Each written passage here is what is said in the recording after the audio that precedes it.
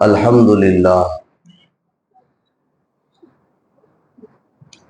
نحمدہ ونصلی ونسلم علی سیدنا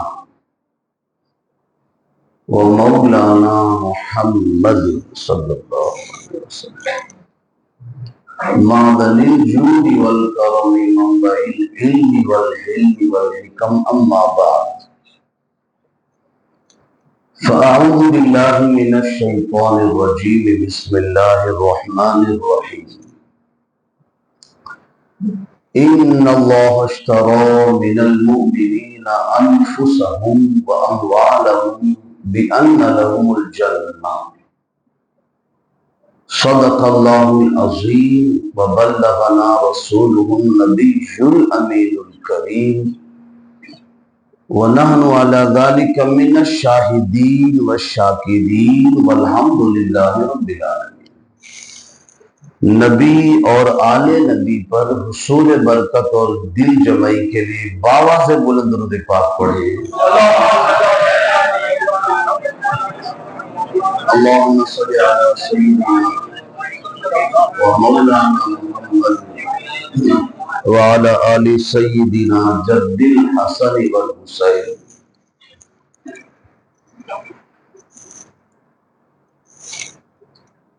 سرتاب قدم ہے تلے سلطان زمن پھول، سرتاب قدم ہے تلے سلطان زمن پھول، لب پھول دہن پھول زخن پھول، زخن پھول بدن پھول۔ آپ سمجھے شعر کو؟ آپ بنا سمجھے سبحان اللہ بولنے میں وہ مزہ نہیں ہے جو سمجھ کر سبحان اللہ بولنے میں۔ میری کوشش یہ ہوتی کہ آپ بنا میرے کہے سبحان اللہ کہیں تو وہ مزہ ہے۔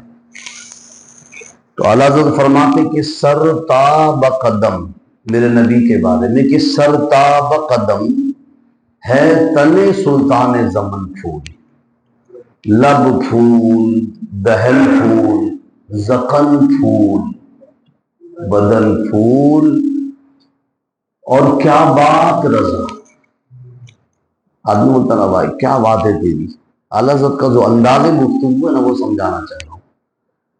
فرمائے کیا بات رضا اس چمنستان کرم کی، کس چمنستان کرم کی؟ فرمائے زہرا ہے کلی جس میں حسین اور حسن، اور پھر مچل کر ایک عاشق یوں کہتے کہ زندہ اسلام کو کیا تو نے، حق کو باطل بتا دیا تو نے، جی کے مرنا تو سب کو آتا ہے پر مر کے جینا سکھا دیا تو نے۔ کیوں؟ اس لیے کہ اسلام کو ملی ہے، جو مر کے جینا امام علی مقام نے سکھایا ہے نا، اس کو سامنے رکھ کر یہ چند شعر بھی سننے کی اسلام کو ملی ہے قیادت حسین کی، دنیا میں رنگ لائی شہادت حسین کی، اور کہنے کو یوں تو دور خلافت گزر گیا پر ہر دور میں رہے گی خلافت حسین کی، اور پچھتا رہا ہے خود اپنے کیے پر ہی عظیم، پچھتا رہا ہے اپنے کیے پر ہی خود عظیم، مہنگی پڑی ہے اس کو عداوت حسین کی، اسلام کو ملی ہے قیادت حسین کی۔ قرآن مجید کی آیت کریمہ میں نے پڑھی، بات اپنے شروع کرتے ہیں۔ اللہ پاک نے فرمایا بے شک بندوں کوئی شک نہیں کرنا کہ اللہ تعالیٰ نے، یہ بیچ بیچ میں سیٹی کیوں مار رہا ہے؟ جیسے سیٹی کی جیسی آواز آ رہی ہے، تھوڑی اسٹبی تھوڑی۔ اللہ پاک نے فرمایا کہ بے شک، ٹھیک ہے اب ٹھیک ہے، کہ بندوں کوئی شک نہیں کرنا کہ اللہ نے مومنین کی جان کو بھی خرید لیا ہے اور ایمان والوں کے مال کو بھی خرید لیا ہے۔ یہ اللہ اگر تو ایمان والوں کی جان بھی خرید رہا ہے، مال بھی خرید رہا ہے، جان بھی قیمتی ہے، مال بھی قیمتی ہے، کبھی کبھی تو انسانوں کے لیے جان سے زیادہ مال قیمتی ہو جاتا ہے۔ اس لیے لوگوں کی یہ حالتیں آج دیکھی جا رہی ہے کہ چمڑی چلی جاتی پر دمڑی نہیں جاتا۔ تو اللہ نے فرمایا کہ بے شک میں نے ایمان والوں کی جان کو بھی خرید لیا، مال کو بھی خرید لیا۔ تو میرے مولا اگر تو نے ایمان والوں کی یہ دونوں قیمتی چیزیں خرید لی تو بدلے میں کیا فرمایا؟ بِأَنَّ لَهُمُ الْجَنَّةَ، بدلے میں جنت ہے۔ یہ اللہ تو ایسا کیوں کرتا ہے؟ یہ تجارت ہوئی نا بھئی، خرید و فروخت کس کو کہتے ہیں؟ توجہ ہے آپ کی کہ میری بات اوپر سے جا رہی ہے؟ یہ اللہ نے گویا ایک تجارت کی ہے ایمان والوں کے ساتھ، اور یہ بتایا کہ ایمان والا بنتا ہی نہیں بنتا جب تک اللہ سے جان اور مال کی تجارت نہ کر لے۔ یہ تجارت ہوئی نا، اشترا کا لفظ ہے اس میں، عربی آپ جانتے ہو تو اشترا کے معنی ہوتے ہیں خرید و فروخت کرنا، بزنس کرنا۔ ان اللہ اشترا میں جو اشترا ہے نا، اس کے معنی ہوتے ہیں بزنس کرنا۔ یہ اللہ تجھ سے یہ جو تجارت کر رہا ہے، اس کے پیچھے مقصد کیا ہے تیرا؟ حالانکہ جان بھی تیری ہے جو تو نے دی ہے، مال بھی تیرا ہی ہے جو تو نے دیا ہے، اور تو کہہ رہا ہے کہ تیرے لیے دیے ہوئے مال کو تجھے دے دے، تیرے دے مال کو تجھے دے دے، تیری دی ہوئی جان کو تجھے ہی دے دے، اور جنت بھی تو تیری ہی ہے، جو تیری ہے اسے دے کر تو تیری ہی چیز دے رہا ہے۔ اس سے مقصد کیا ہے تیرا؟ مقصد تو یہ نہیں کہ خرید و فروخت ہو۔ اللہ پاک نے فرمایا ہاں میرا مقصد یہ ہے کہ میں ایمان والوں کی جان لے کر انہیں جاندار رکھوں گا اور ان کا مال لے کر انہیں مالدار رکھوں گا۔ بزنس کا مقصد ہوتا ہے نا، ہر بزنس کا ایک مقصد ہوتا ہے۔ تو فرمایا میری تجارت کا مقصد یہ ہے کہ ایمان والوں سے ان کی جان لے لوں، جب میری راہ میں جان دے تو جان دے تو میں کہہ دوں بل آیا، بل آیا وہ زندہ ہے، تو جان لے کر جاندار رکھوں گا اور ان سے مال لے کر مالدار رکھوں گا۔ یہ تجارت ہے۔ بڑی ظاہر سی بات ہے، تجارت کرنے کے لیے کوئی پیلس جگہ ہونی چاہیے نا۔ تو میں نے قرآن مجید سے پوچھا کہ یا اللہ تیری قرآن میں تو ہی مجھے رہنمائی کر دے، اس لیے کہ قرآن سے بڑھ کر کے کوئی تفسیر کی کتاب نہیں ہے۔ قرآن تو قرآن ہے، لیکن قرآن ہی کی تفسیر قرآن سے کی جائے زیادہ بہتر ہے۔ تو میں نے عالم تصور میں اللہ سے پوچھا یا اللہ تجارت تو کی جائے، لیکن ایمان والوں کے لیے جگہ کون سی ہونی چاہیے جہاں وہ تجارت کریں؟ تو قرآن میں بہت سی ایسی جگہ ہیں کہ جہاں مجھے یہ ملتا ہے کہ تاجر بدلتے رہے،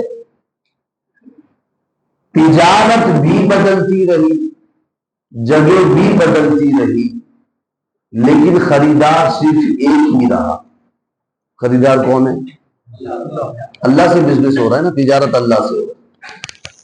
جگہ تجارت کی جو ہوتی ہے وہ بھی بدلتی رہی، جو تاجر تھے وہ بھی بدلتے رہے، لیکن جو خریدار تھا وہ ایک تھا، ایک ہے، ہمیشہ وہی تاجر رہے گا۔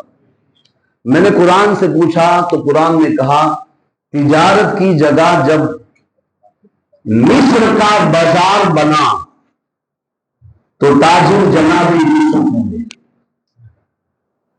بات سمجھ رہے ہیں میری؟ تھوڑا ذہن کو حاضر رکھے، بہت گاڑی اردو نہیں بولتا ہوں میں۔ اللہ پاک سے پوچھا یا اللہ تجارت کی جگہ اور تاجر کے نام بتا دے۔ تو میں نے قرآن میں دیکھا تو مجھے ملا جب تجارت کی منڈی مصر کا بازار بنی تو تاجر جناب یوسف ہوئے، اللہ سے تجارت کی۔ اور پھر تجارت کی منڈی جب دریائے نیل بنی اور دریائے نیل کی چھاتی بنی تو تاجر جناب موسیٰ ہوئے۔ اور پھر میں نے آگے دیکھا تو پتا چلا جب تجارت کی منڈی منا کا میدان بنا تب تاجر جناب اسماعیل ہوئے، خریدار وہی تھا پہلے سے ہی۔ اور پھر میں نے پھر قرآن مجید کو پلٹ کر دیکھا، اس کی آیتوں کو، ورق کو، کہ جب تجارت کی منڈی نمرود کی آگ ہوئی تو تاجر جناب ابراہیم بنے۔ پھر آگے بڑھا، میں نے دیکھا جب تجارت کی منڈی طائف کا بازار بنا، تجارت کی منڈی طائف کا بازار بنا، تو تاجر جناب محمد الرسول اللہ صلی اللہ علیہ وسلم۔ اور پھر آگے میں نے پلٹ کر دیکھا، جب تجارت کی منڈی بدر، احد، خندق ہوئی تو تاجر صحابہ کرام ابو بکر، عمر، عثمان، علی ہوئے۔ اور پھر میں نے آگے دیکھا جب تاریخ اٹھا کر کے کہ تجارت کی منڈی جب بغداد بنی تو جسم پر نبی کے لیے کوڑے کھانے والے 1,00,000 حدیثوں کے حافظ جناب احمد بن حنبل بنے۔ منڈیاں بدلتی رہی، تاجر بدلتے رہے، خریدار ایک ہی رہا۔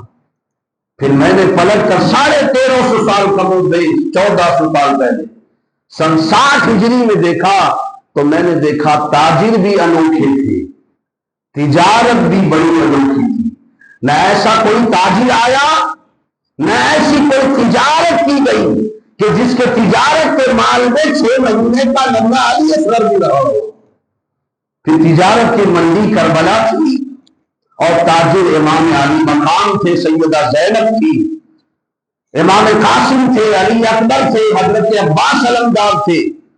تجارت کی منڈیاں بدلتی رہی، تاجر بدلتے رہے، اور یہی قیامت تک ہوتا رہے گا۔ اب ہمارے ہاتھ میں ہے کہ ہم نے اللہ سے تجارت کرنی ہے کہ صرف سن کر کے ہمیں جانا ہے۔ یہ آفر جو ہے نا کہ میں نے مسلمانوں کی جان بھی خرید لی اور مال بھی خرید لیا، یہ تجارت کا آفر قیامت تک کے لیے ہر ایک کے لیے ہے۔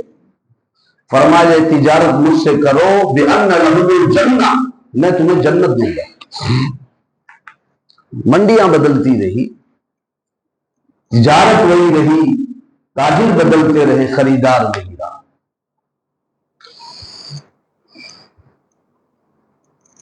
اور یہ تاجر، ان تاجروں کے بارے میں تو ان کی تجارت کا ذکر ان کی پیدائش کے وقت ہی ہو چکا تھا۔ بھئی آپ تجارت کب کرتے ہو؟ جب آپ کے ہاتھ میں کچھ مال آ جائے، پھر پلاننگ کرتے ہو کہاں پیسہ لگانا، کہاں نہیں لگانا، اچھی جگہ لگانا، بری جگہ، بعد میں ہوتا نا پلاننگ جب ہاتھ میں پیسہ آ جائے۔ لیکن یہ ایسے تاجر تھے جس تاجر کا نام امام حسین تھا، یہ جب گود میں تھے نا اسی وقت مصطفیٰ نے اپنے بیٹے ابراہیم کے بدلے ان سے تجارت کی۔ ابھی میں صرف تجارت کو سمجھا رہا ہوں آپ کو۔ حضرت جبریل حاضر نے عرض کیا یا رسول اللہ، یہ جو 2 شہزادے آپ کی گود میں ہے نا، ایک کا نام ابراہیم جو آپ کے صاحبزادے تھے نبی کریم صلی اللہ علیہ وآلہ وسلم، اور دوسری جانب پر امام حسین تھے۔ امام حسین حضرت ابراہیم رضی اللہ تعالیٰ عنہ جو حضور کے صاحبزادے تھے، دیکھ کر کے جبریل علیہ السلام نے عرض کی مصطفیٰ کریم اللہ تعالیٰ نے آپ کو سلام کہا ہے، اور اس کے بعد یہ فرمایا کہ میرے محبوب سے کہہ دینا کہ دونوں کو اللہ ایک ساتھ نہیں رکھے گا، اللہ کو ایک کی قربانی چاہیے، یعنی تجارت کرنا چاہتا ہے۔ ان اللہ اشتری من المؤمنین انفسهم، جان کی تجارت۔ اب یہاں تجارت اس تاجر کی جو کربلا والے ان کی شروع ہو رہی ہے بچپن سے ہی، کہا کہ اللہ دونوں کو ایک ساتھ نہیں رکھے گا، تو ایسا فرما دیں کہ ایک کو دے دیں، ایک کو رکھ لیں۔ اچھا، اللہ کا حکم یہ بھی تو آ سکتا تھا نا کہ نبی آپ پر سلام اللہ نے فرمایا ہے اور یہ فرمایا کہ حسین کو رکھ لیں، ابراہیم کو دے دیں۔ بھئی آدھا ادھورا پیغام لانے کا کیا مطلب؟ میری بات سمجھے، آپ اس حدیث کو آپ نے بارہا سنا ہوگا، لیکن میں سمجھاتا ہوں۔ یہ بھی فرما سکتے تھے، عرض کر سکتے تھے یا رسول اللہ نے حکم فرمایا، سلام بھیجا ہے اور فرمایا ہے کہ حسین کو رکھ لیں، ابراہیم کو دے دیں۔ جملہ کیا جناب جبریل کا کہ دونوں میں سے ایک رکھ لے اور ایک اللہ کو دے دے۔ تو حضور نے فرمایا ٹھیک ہے، اگر میں ابراہیم کو دیتا ہوں تو صرف میں آنسو بہاؤں گا، مجھے تکلیف ہوگی، میں روؤں گا، غم میں میں رہوں گا، لیکن اگر حسین کو دیتا ہوں تو علی بھی روئیں گے، میں تو روؤں گا ہی، علی بھی روئیں گے، فاطمہ بھی روئیں گی، اور جو ان سے محبت کرنے والے لوگ ہیں وہ روئیں گے گھر میں. تو ایسا کرتا ہوں ابراہیم کو دے دیتا ہوں، حسین کو رکھ لیتا ہوں. آدھی بات اللہ نے کی، دونوں میں سے حضور ایسا کرے ایک کو دے دے، یہ آدھی بات ہوئی. اور اس کے آگے کی بات جبریل ایسا کرو ابراہیم کو لے لے، حسین کو رکھ دو. یہ مکمل گفتگو یہ بتاتی ہے کہ اللہ کی بات رسول اللہ کی بات سے الگ نہیں ہے. ورنہ آدھی بات اللہ کیوں کرتا؟ کہ آدھی اس لیے کی کہ آدھا کلام میرا ہو، آدھا مصطفیٰ کا ہو، اور جب دونوں مل جائیں تب کلام خدا کا ہو جائے. جب دونوں مل جائے تب جا کے بات مکمل ہوتی تھی. یہ تجارت جو ہے نا، تجارت کی بزنس جو ہے بچپن میں ہو چکا. شہرت ملتی بڑھتی چلے گی، پروان چلتے چلے گئے، لیکن تجارت کے لیے تیار کیا جا رہا تھا. ایک صاحب نے مجھ سے کہا کہ آپ لوگ کہتے ہو یا علی مدد، یا حسین المدد، کہتے ہیں نا، اور انشاءاللہ کہتے رہیں گے. تو یار آپ لوگ عجیب لوگ نہیں ہو کہ جو علی اپنے بیٹے حسین کی مدد نہ کر سکا کربلا میں. بھئی ذہن کو کس طرح یہ لوگ ہائی جیک کرتے ہیں. میں سوال کر رہا ہوں، آپ کے سامنے رکھ رہا ہوں، اس کا جواب بھی دیتا ہوں. اس لیے کہتا ہوں علماء سے قریب ہوں، یوٹیوب سے نہیں.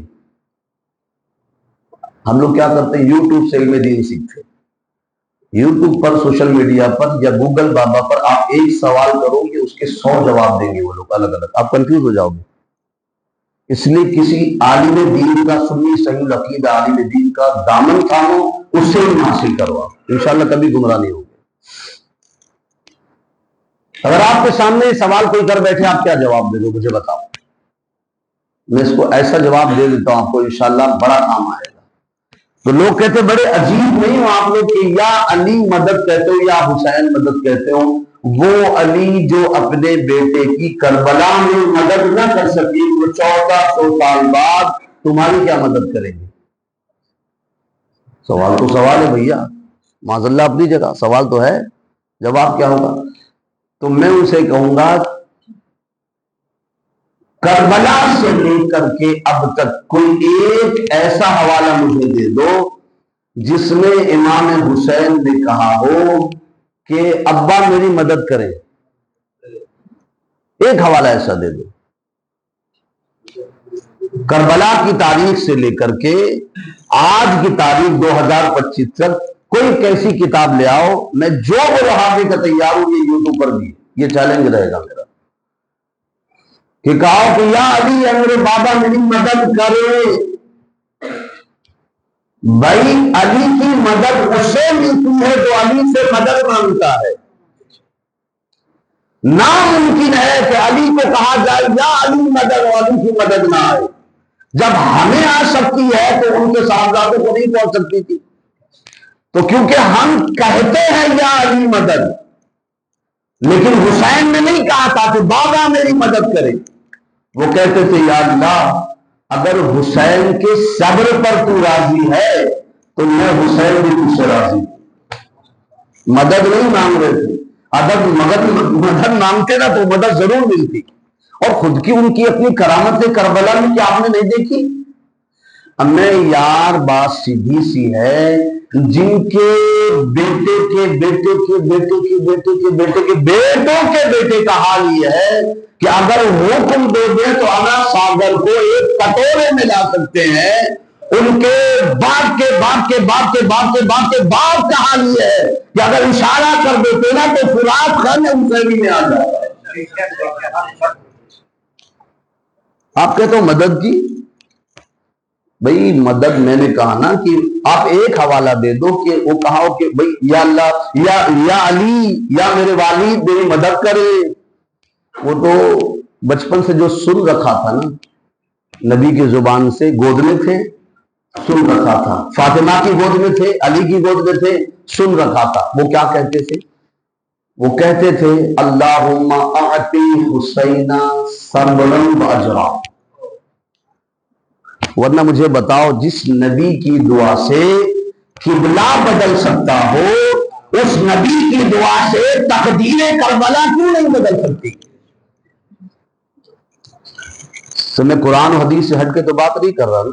جس نبی کی دعا سے فولی وجہک شطر المسجد الحرام، پھر حضور نے خواہش کی، اللہ نے قبلہ بدل دیا، دعا نہیں کی.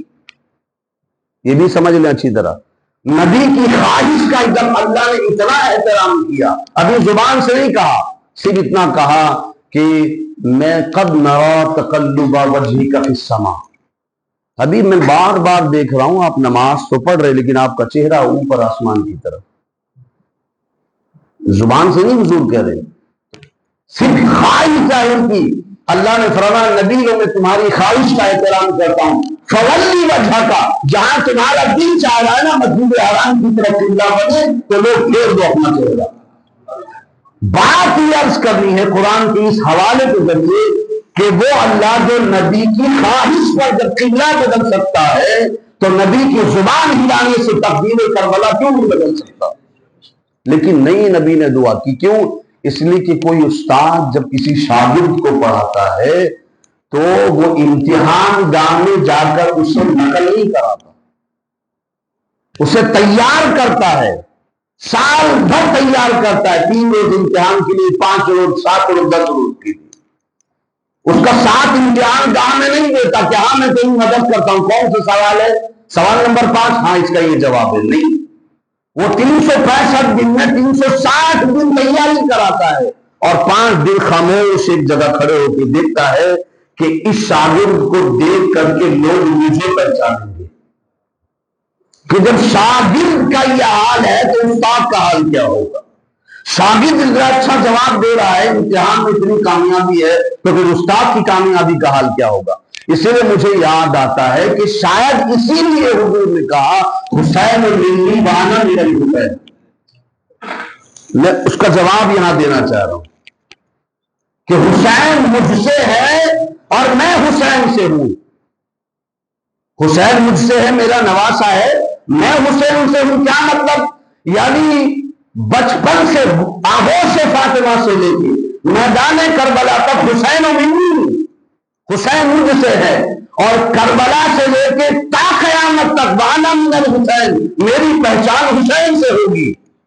کہ جب نواسے کے صبر و استقامت کا یہ حال ہے تو پھر نانا کے صبر کا حال کیا ہوگا، نانا کے استقامت کا حال کیا ہوگا؟ صرف دعا کرتے رہے بچپن میں کہ یا اللہ میرے حسین کو صبر دینا، اس صبر پر اجر دینا. تو مولا علی کو میدان کربلا میں آپ نے پکارا ہی نہیں. اگر پکارتے تو ناممکن تھا کہ مولا اپنی اولاد کی مدد کے لیے نہ آتے. تو جو پکارتا اس کے لیے آتے، جو صبر مانگتا اسے صبر کی دعا کرتے. اس لیے کہتا ہوں لوگوں، اگر آپ کو بے انتہا ظلم دیکھنا ہو، بے انتہا، تو آپ کو کربلا میں آنا ہوگا. اب بہت کہتے ہیں میری دل پر ظلم ہوا ہے، میں بہت تکلیف میں ہوں. کہتے ہیں نا ذرا سی تکلیف پر مجھ پر ظلم ہوا ہے، میرے حق مارے گئے ہیں، مجھے ستایا گیا ہے، مجھے رلایا گیا ہے. اور کہتے میرے پر ظلم کی انتہا، انتہا نانا انتہا کبھی نہ کہنا. ظلم کہہ سکتے ہو آپ؟ میں کہتا ہوں اگر آپ کو ظلم کی انتہا دیکھنا ہو، جملے ظالم ہونے دینا، توجہ سے سننا، اگر آپ کو ظلم کی انتہا دیکھنا ہو تو آپ کو کربلا میں آنا ہوگا. اگر آپ کو صبر کی انتہا دیکھنا ہو تو بھی کربلا میں آنا ہوگا. ظلم کی انتہا دیکھنا ہو تو کربلا میں آنا ہوگا، اور آپ کو صبر کی انتہا دیکھنا ہو تو بھی کربلا میں آنا ہوگا. اگر آپ کو لٹیروں کو دیکھنا ہو، لوٹتے ہوئے لٹیروں کو دیکھنا ہو تو بھی آپ کو کربلا میں آنا ہوگا. اگر آپ کو لٹاتے ہوئے دیکھنا ہو تو بھی کربلا میں آنا ہوگا. لوٹتے ہوئے یزیدی کتے لٹیروں کو دیکھنا ہو تو کربلا میں آنا ہوگا. اور آپ کو لٹاتے ہوئے گھر کا گھر، مال متا سب کچھ لٹاتے ہوئے دیکھنا ہو تو بھی آپ کو کربلا میں آنا ہوگا. اگر آپ کو ٹوٹل سچائی دیکھنی ہو تو بھی آپ کو کربلا میں آنا ہوگا. اگر آپ کو مکمل جھوٹ دیکھنا ہو تو بھی کربلا میں آنا ہوگا. اگر آپ کو مکمل لالچ دیکھنا ہو تو بھی کربلا میں آنا ہوگا. اور آپ کو لالچ دنیا سے دور کسی کو دیکھنا ہو تو بھی کربلا میں آنا ہوگا. میں تو کہتا ہوں خدا کی قسم، اگر اہل بیت سے مکمل غداری دیکھنا ہو تو بھی کربلا میں آنا ہوگا، اور اہل بیت سے مکمل وفاداری دیکھنا ہو تو بھی کربلا میں آنا ہوگا. مکمل غداری دیکھنا ہو تو بھی کربلا میں آؤ، اور مکمل وفاداری دیکھنا ہو خون کی شکل میں، جی مکمل وفاداری دیکھنا ہو جانشاروں کی شکل میں تو بھی آپ کو کربلا میں آنا ہوگا. اور میں کہتا ہوں اگر اب اس سے بڑھ کے بات سن لو، اگر مکمل دینداری دیکھنا ہو، جس کو غریب نواز نے فرمایا شاہ است حسین بادشاہ دین است حسین، تو اگر آپ کو مکمل دینداری دیکھنا ہو نا تو بھی کربلا میں آنا ہوگا، اور آپ کو اگر مکمل دنیا داری دیکھنا ہو تو بھی کربلا میں آنا ہوگا.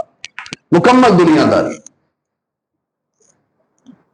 لیکن میں سمجھتا ہوں 14 صدیاں گزرنے کے بعد بھی اگر ہمارے اندر سے دنیا داری نہیں جا رہی ہے تو ہمیں دیکھنا ہوگا ہم کربلا کی 2 ٹیموں میں سے کدھر کھڑے ہیں.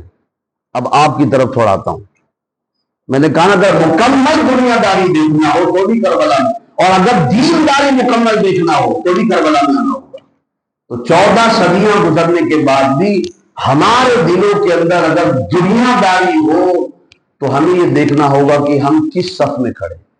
اگر حسین کی صف میں ہوتے نا تو دینداری کو مقدم کرتے، دنیا داری کو مؤخر کرتے.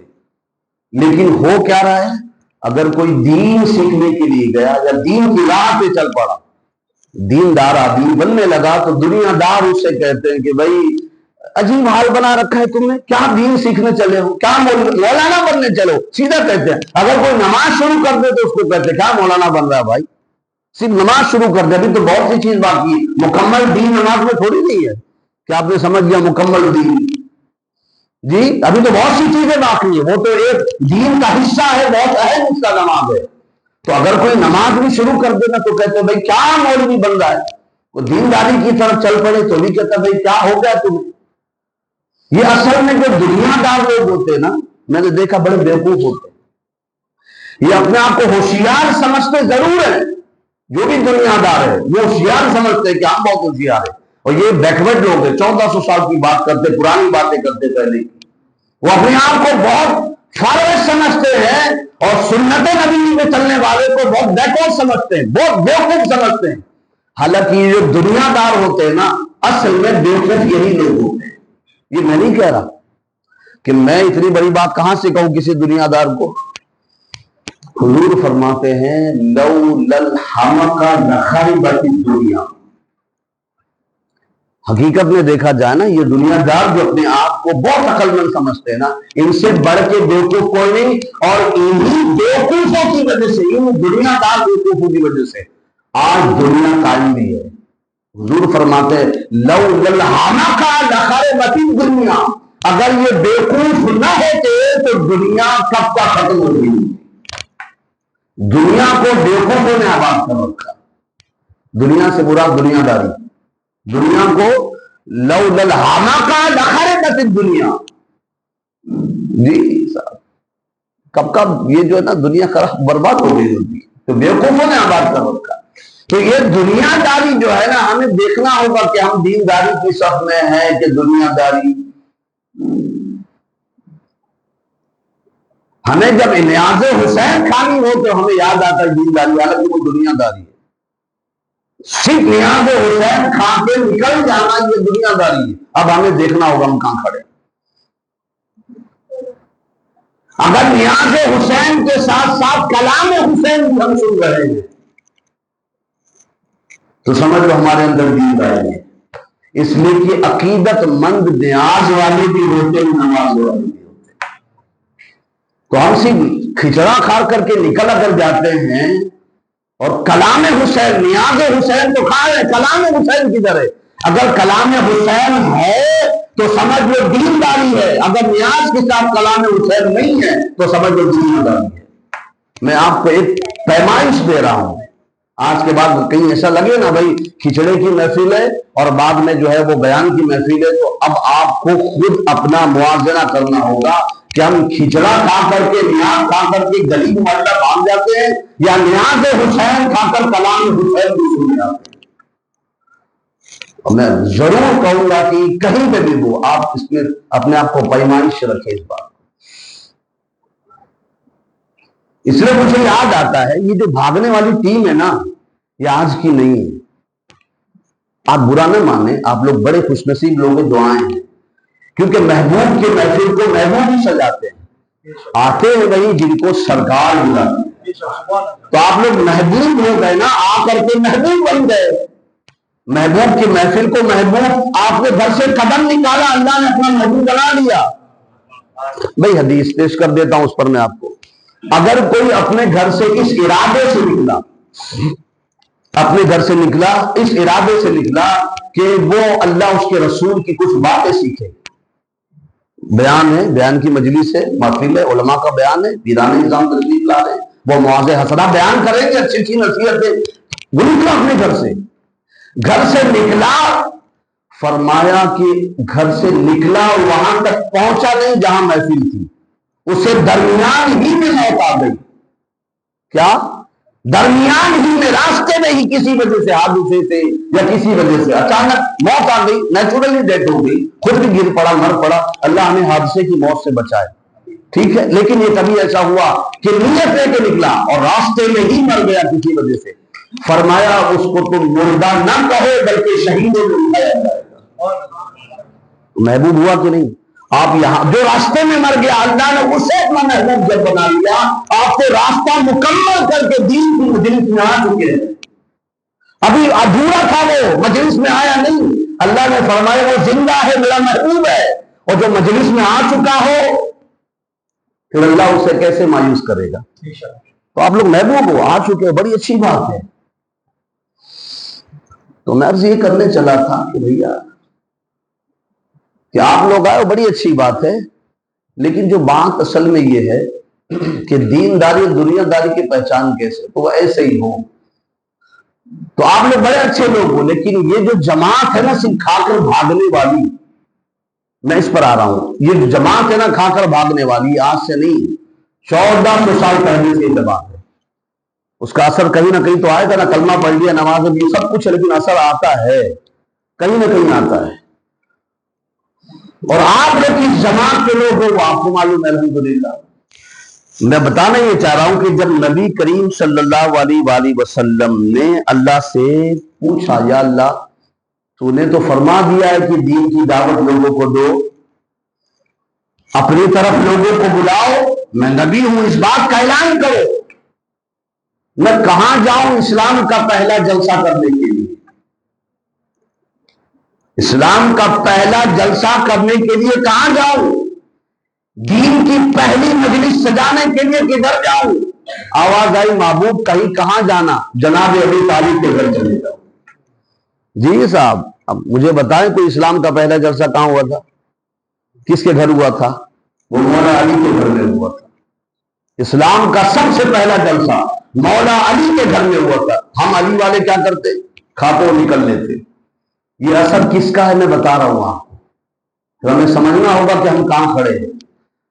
مولا علی کے گھر میں جلسہ ہوا، اسلام کا پہلا جلسہ، لیکن اس وقت یہ تھا، عرب کا دستور تھا، اپنی بات رکھنے سے پہلے کھانا کھلاتے تھے۔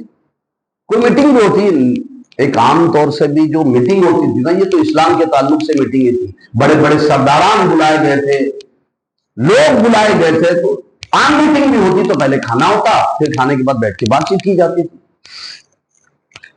تو مولا علی کے گھر میں، جناب ابو طالب کے گھر میں سارے لوگ کھچاکھچ بھرے، اور اس کے بعد کھانے کا دور چل پڑا۔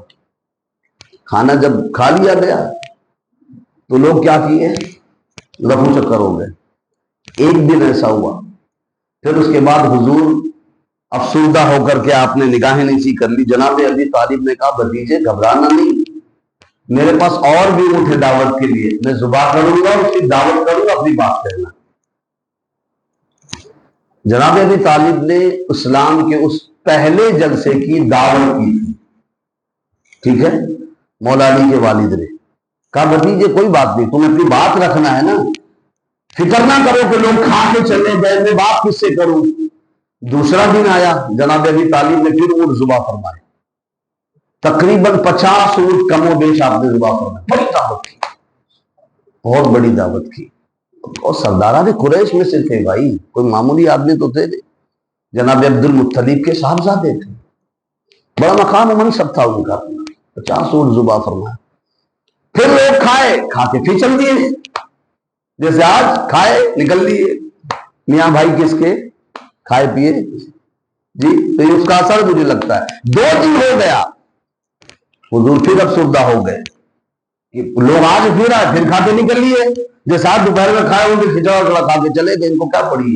اس لیے میں اس بات کی مخالفت کرتا ہوں کہ پہلے بیان رکھو، اس کے بعد کھانے کے لیے آؤ، تاکہ روح کی غذا حاصل کرنے والوں کے لیے جسم کی غذا کا انتظام ہو۔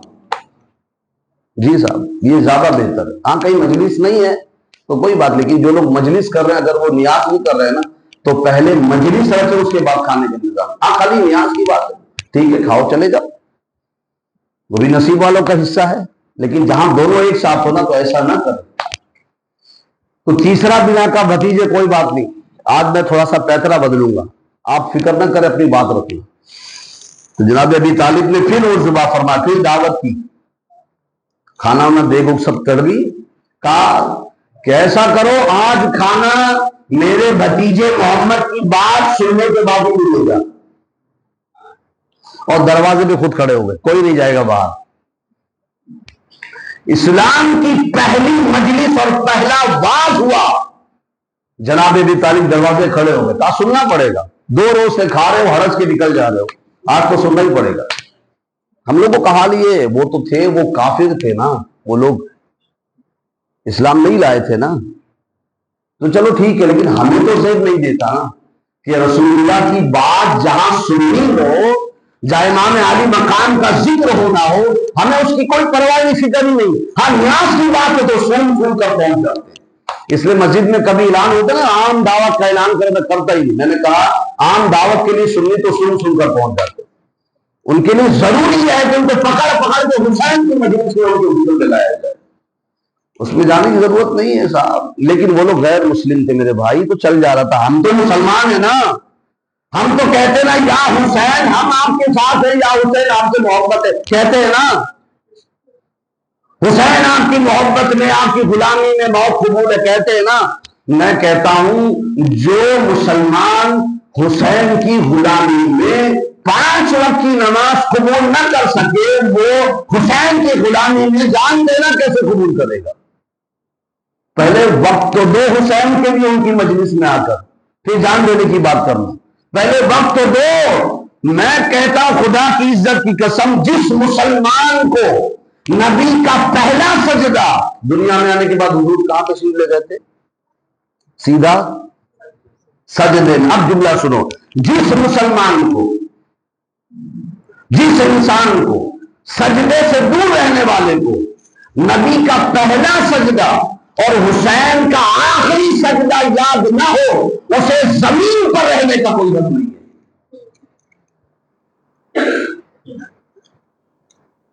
میں کہہ رہا ہوں غوث پاک فرماتے ہیں اگر کوئی بے نمازی ہو نا تو اسے میرے قبرستان میں دفن ہی مت کرو۔ تو جسے نبی کا پہلا سجدہ یاد نہ ہو اور حسین کا آخری سجدہ یاد نہ ہو تو اسے دنیا میں جینے کا کوئی حق نہیں، وہ مر جائے اسے بہتر ہے۔ حسین کا آخری سجدہ، میں کہتا ہوں خدا کی عزت کی قسم ایسا سجدہ نہ قیامت تک کوئی کر سکتا ہے نہ کسی نے کیا ہے۔ سجدے ہی میں امام علی مقام کی جان کی گئی۔ کیا وہ جمعہ کا سجدہ تھا؟ ظہر فرضی نہیں تھی بھائی آپ پہ، آپ کو کل وہاں میدان کربلا میں اترے جو ہے تقریباً 2 محرم الحرام کو وہاں اترے آپ، ٹھیک ہے۔ میں اس بات کو سمجھانا چاہ رہا ہوں کہ ظہر بھی فرض نہیں تھی اس وقت آپ پہ، وہ جو مسافرت کی ضرورت تھی نا، وہ نہیں بولا کہ مطلب نماز ہی فرض نہیں تھی، مسافرت والا معاملہ تھا۔ ظہر کی نماز کیا کہتے 2 محرم الحرام کو آپ اترے تھے اور عاشورے کے روز آپ شہید ہوئے.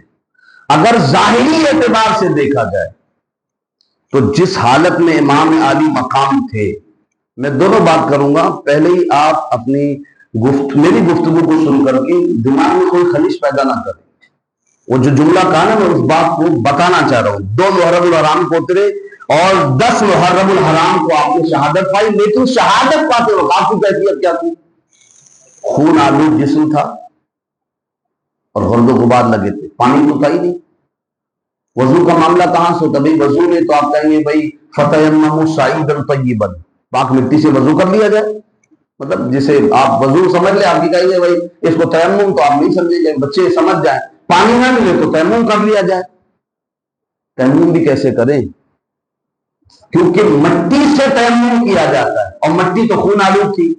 جو ظاہری اعتبار سے دیکھا جائے اور شرعی مسائل کو سامنے رکھ کر دیکھا جائے، شرعی مسائل کو جو سب پہ لاگو ہوتا ہے، نبی کا قانون کیا کہ پانی نہ ملے تو مٹی سے تیمم کر لو، ٹھیک ہے؟ اور مٹی میں خون لگاؤ تو پھر کہاں تیمم کریں گے؟ تو اس ایسی حالت میں تو نماز فرض ہی نہیں ہوئی نا. پانی بھی نہیں، مٹی بھی نہیں، فرض ہی نہیں تھی. اس لیے میں نے پہلے کہا.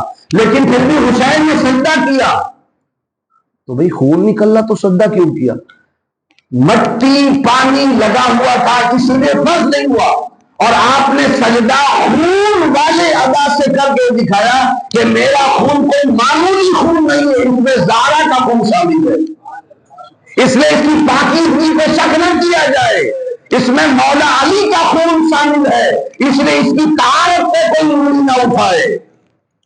اس لیے میں نے کہا شروع میں کہ ظاہری اعتبار سے دیکھا جائے، شریعت محمد کے اعتبار سے تو بھائی فرض ہی نہیں تھا. یہ سجدہ کیسا تھا؟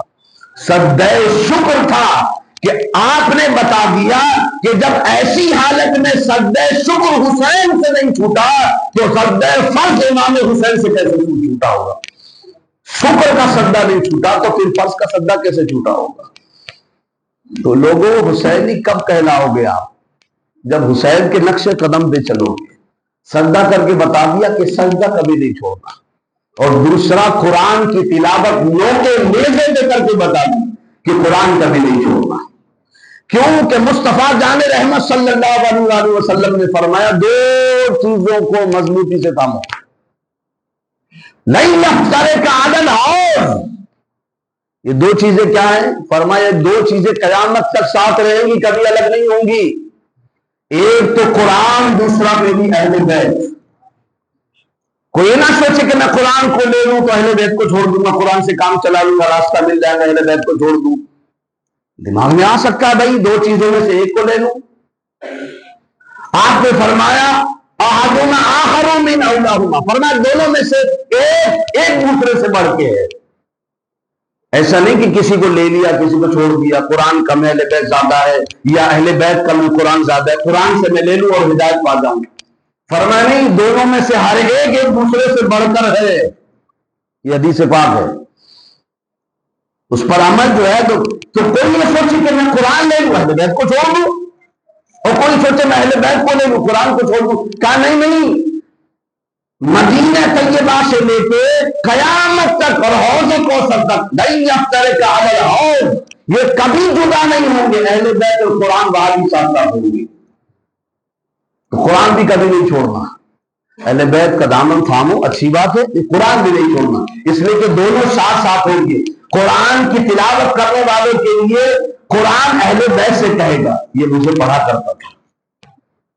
کیوں ساتھ ساتھ ہے؟ کبھی سوچا بھی آپ نے؟ حضور نے فرمایا کہ وہاں حوض کوثر پر قرآن اہل بیت ساتھ ساتھ ہوں گے. قرآن کہے گا اے علی، اے فاطمہ، اے حسن، اے حسین. اہل بیت یہی تو ہے جی. اہل بیت میں حضور نے جو گنائے تو ہی تو ہے. تو قرآن کہے گا ساتھ رہنے کی وجہ، قرآن کہے گا اہل بیت، اے علی، اے فاطمہ، اے حسن، حسین. یہ جو ہے نا، اس نے مجھ سے کبھی دوری اختیار نہیں کی، مجھے برابر پڑھتا رہا. ایک رکوع سے ہی لیکن گھر میں روز پڑھتا تھا یہ. اور اہل بیت قرآن سے کہیں گے.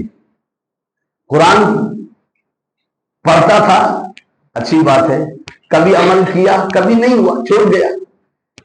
تو ایسا کرنا کہ ہماری سفارش اس کے حق میں قبول کر لیں. ایک دوسرے کے لیے گواہ ہو جائیں گے، اور گواہ ہو کر کے اللہ کی بارگاہ میں جب شفاعت کے لیے سفارش کریں گے تو دونوں کی سفارش قبول کی جائے گی۔ تو نہ اہل بیت کو چھوڑو نہ قرآن کو چھوڑو۔ ارے وہ حسین جس نے نوکے نیزے پر بھی قرآن پڑھا ہے، جب قافلہ جا رہا تھا دمشق کی طرف تو یزیدی کتے نے امام علی مقام کے صاحبزادے حضرت زین العابدین، اب میں ختم کی طرف آ رہا ہوں، امام زین العابدین سے کہا کہ زین العابدین تم روتے کیوں نہیں ہو؟ کہا رونا کس بات کا؟ میرے امام زین العابدین نے فرمایا رونا کس بات کا؟ تو اس نے کہا کہ بھائی روتے اس لیے نہیں، میں آپ تو یہ کہہ رہا ہوں کہ روتے کیوں نہیں؟ تو کہا رو کس لیے؟ کہا اس لیے کہ تمہارے باپ جو ہے وہ مر چکا ہے۔ کہا کہ مرا ہوا ہے؟ آپ مسکرانے لگے۔ کہا کہاں مرا ہوا؟ کہا مجھے یقین نہیں ہوتا زین العابدین، کربلا کی خاک پر جو ہے وہ حسین کا جسم پڑا ہوا ہے اور نو کے نیزے پر ان کا سر پڑا ہوا ہے، جسم کہیں اور ہے سر کہیں اور ہے، ابھی بھی تجھے اپنے باپ کی موت کا یقین نہیں ہوتا۔ امام زین العابدین نے گرجدار آواز میں فرمایا او یزیدی کتے چپ ہو جا، مرتے جو زندہ ہوتے وہ کلام کرتے، مرا ہوا کبھی کلام نہیں کرتا، میرا باپ مرا نہیں ہے، اگر یقین نہ آئے تو ذرا قرآن پاک کی تلاوت کی آواز میرے باپ کے سر سے آ رہی، غور سے سنو۔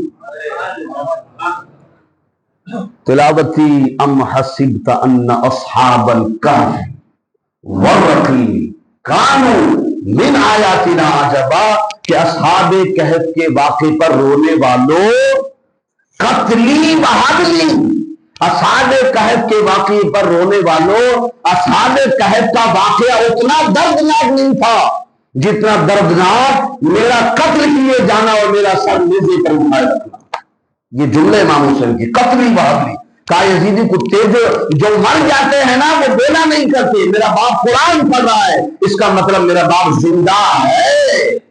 اسی لیے کسی نے بڑے اچھے انداز میں کہا ہے کہ دارین کا سلطان حسین ابن علی ہے، ایک بولتا قرآن، ایک بولتا قرآن۔ اچھا تعجب کی بات یہ ہے، میں آپ کو بتا دوں، دلو رام نام کا ایک شاعر گزرا ہے، یہ اسی محبت کرنے والے نے جس نے اہل بیت کی محبت نے لکھا ہے۔ یعنی آج کل کے ٹوپی والے داڑھی والے اس ہندو سے بھی گئے گزرے ہیں، اس کا عقیدہ دیکھیے۔ میں تو سمجھتا ہوں شیر نہیں اور مسلمان ہو گیا، ابھی سمجھانا چاہ رہا ہوں، وہ کیسے مسلمان ہو اس کو سمجھا رہا ہوں۔ دلو رام نامی ایک شاعر، وہ کہتا ہے دارین کا سلطان۔ میری بات سمجھے؟ اوفو ابھی بھی نہیں سمجھو مسلمان کیسے ہوا؟ بھائی دارین کہا ہے اس نے، یعنی دار مانے گھر، دار مانے دارین یعنی دو گھر۔ اور جب ہم کہتے ہیں یا اللہ ہمیں دارین کی دولت سے مالا مال کر، تو کیا مطلب ہوتا ہے؟ مطلب یہاں کی بھی دولت سے مالا مال کر، وہاں کی، یعنی اس ہندو کا عقیدہ یہ بتا رہا ہے جملے میں کہ میرا یہاں کے گھر پر بھی ایمان ہے، وہاں کے گھر پر بھی ایمان ہے۔ تو امام حسین کی محبت میں شیر کا پہلا حرف بھی بتا رہا ہے کہ اللہ نے اس کے دل میں ایمان ڈال دیا تھا۔ دارین کہہ رہا وہ، دارین کا سلطان۔ اور جب وہاں کا سلطان حسین کو اس نے مان لیا تو وہ ہندو کہاں رہا؟ کاش سمجھ جائے میری بات، مختصر کہوں گا سمجھے زیادہ۔ دارین کا سلطان حسین ابن علی ہے، ایک بولتا قرآن۔ اسی منظر کو دیکھا ہوگا نا اس نے تصور میں، عالم تصور میں، تو کہا کہ دارین کا سلطان حسین ابن علی ہے، ایک بولتا قرآن حسین ابن علی ہے۔ مانا کہ مسلمان کی پہچان ہے کلمہ، ہندو تھا نا وہ، کہتا اچھا ٹھیک ہے میں مانتا ہوں، مانا کہ مسلمان کی پہچان ہے کلمہ، پر خدا کی قسم کلمے کی بھی پہچان حسین ابن علی ہے۔ واخر دعوانا الحمدللہ رب العالمین۔ کھڑے